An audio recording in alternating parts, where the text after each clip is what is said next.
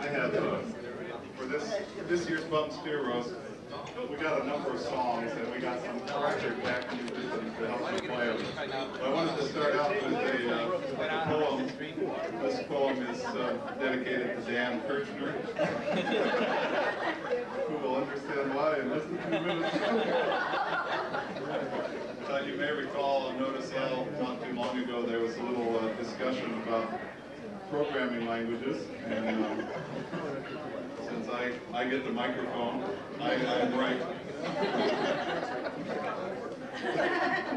Dan, when I put this out, or when we were in the middle of that discussion, Dan suggested I look into some poems by Robert W. Service, particularly the Cremation of Sam McGee. You know that poem, it's a wonderful, wonderful satire.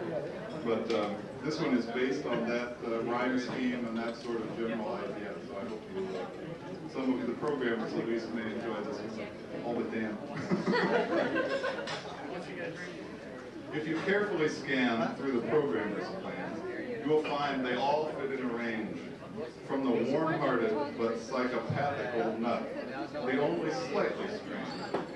When they tell their tales of spaghetti code trails, each story is hard to top.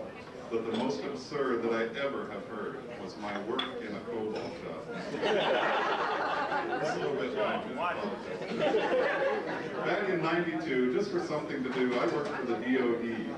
I wrote code to guide a missiles ride to a target far over the sea.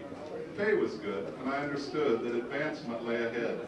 But my hatred of war made my conscience too sore, so I quit and went traveling instead.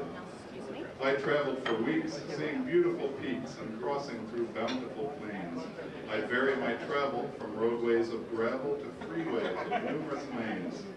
And when it got dark, I'd pull in and park at the closest motel with a bar, or just pull off the road where I wouldn't get towed and eat, drink, and sleep in my car. One night, as I read a newspaper in bed, I happened to notice an ad, and I knew beyond doubt as I tore the thing out that the whole situation was bad. It seemed the poor schmucks would pay really big bucks for a programmer touched by the muse. The thought of my talents and low checkbook balance made the offer too good to refuse. The very next day, with a fresh resume, I applied for that programming slot. The owner herself put her work on the shelf and she interviewed me on the spot.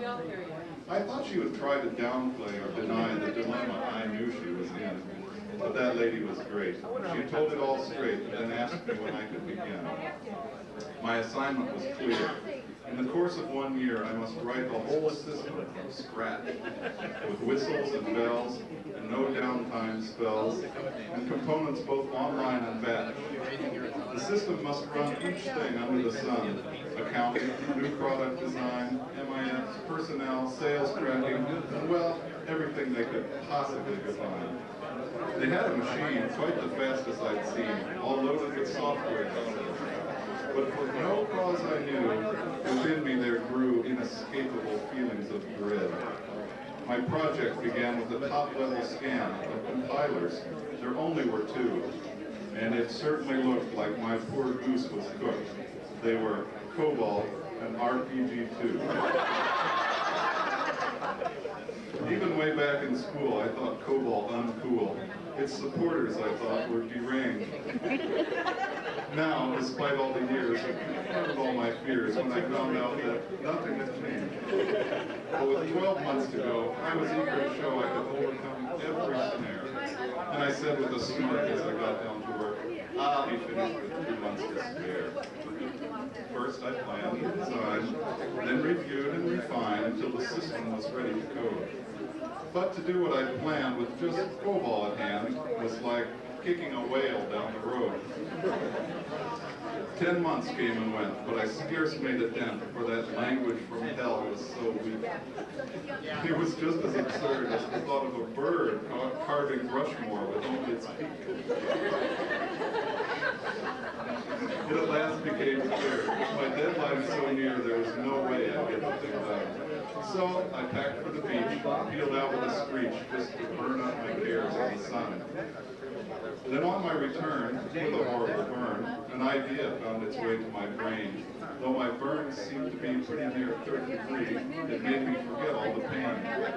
Bright and early next morning, in the same clothes I'd worn at the beach, I got back in my car. In 3 hours or 4, I arrived at a store called the Programmer's Software Bazaar. A cute clerk, well attired, politely inquired how she could be of service to me. I repressed my first thought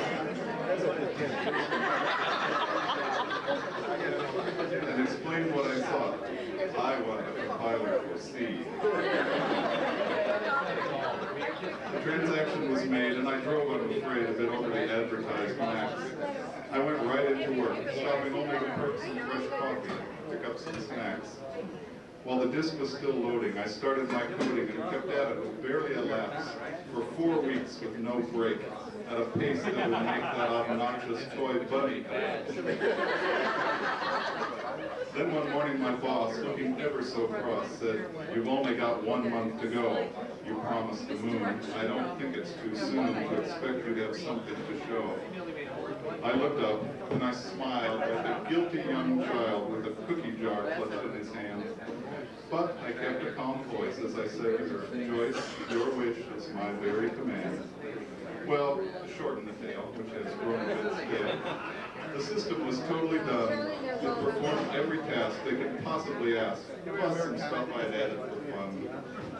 She doubled my pay, but I chose not to stay, so I piled all my stuff in my car and went back to the beach with that lovely young peach, the cute clerk from the software bazaar.